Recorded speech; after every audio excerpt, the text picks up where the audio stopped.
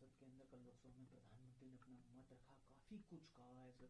RJD का क्या stand है? नहीं, आरजेडी के रूप में और एक नागरिक के रूप में मैं आपको बताऊं, जब चुनाव हो जाते हैं ना देश में, तो विपक्ष का कोई अलग से प्रधानमंत्री नहीं होता। माननीय नरेंद्र मोदी जी हमारे भी प्रधानमंत्री हैं, उनकी शिकायत किससे करूं? चाहते हैं कि वो विशाल हृदय और विशाल फलक पे अपनी बात रखें, खुले मन से, तथ्यों के साथ, तोड़ मरोड़।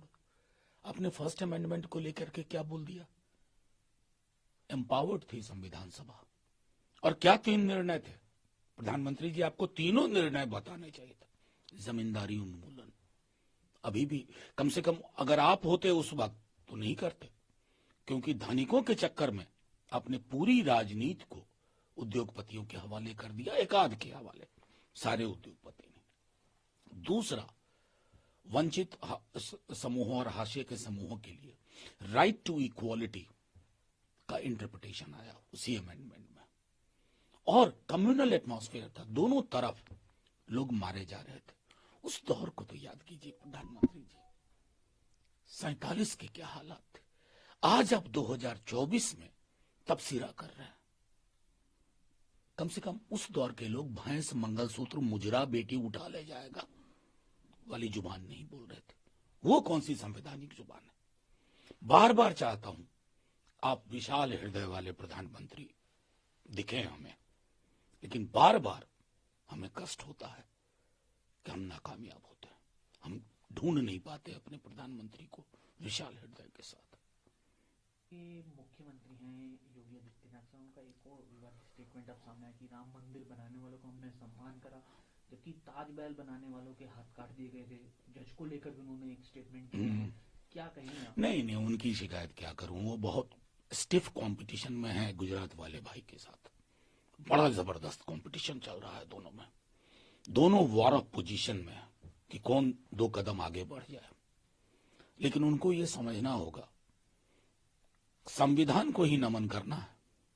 जब ताजमहल बन रहा था तो योगी जी थे क्या खड़े कि हाथ काट दिए? मतलब व्हाट्सएप वाला ज्ञान कहीं भी परोस देते हैं।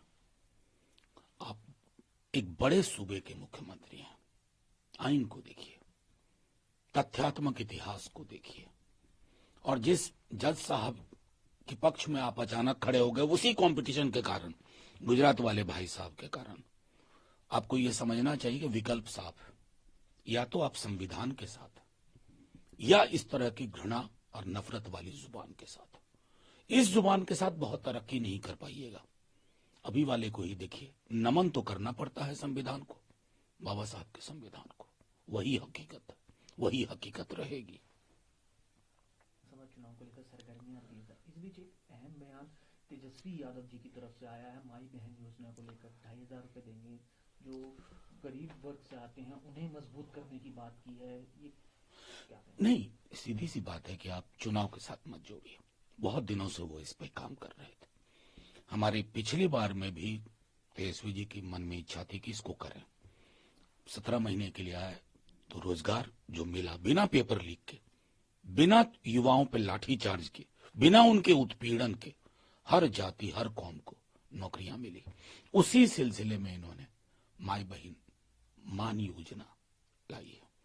ये एक आर्थिक सबलीकरण का जरिया, एक ऐसा आर्थिक सबलीकरण, क्योंकि मूल मंत्र देखिए, महिला खुशहाल तो परिवार खुशहाल, महिला की तरक्की, उनका सबलीकरण तो परिवार का सबलीकरण, ये इसका मूल मंत्र है।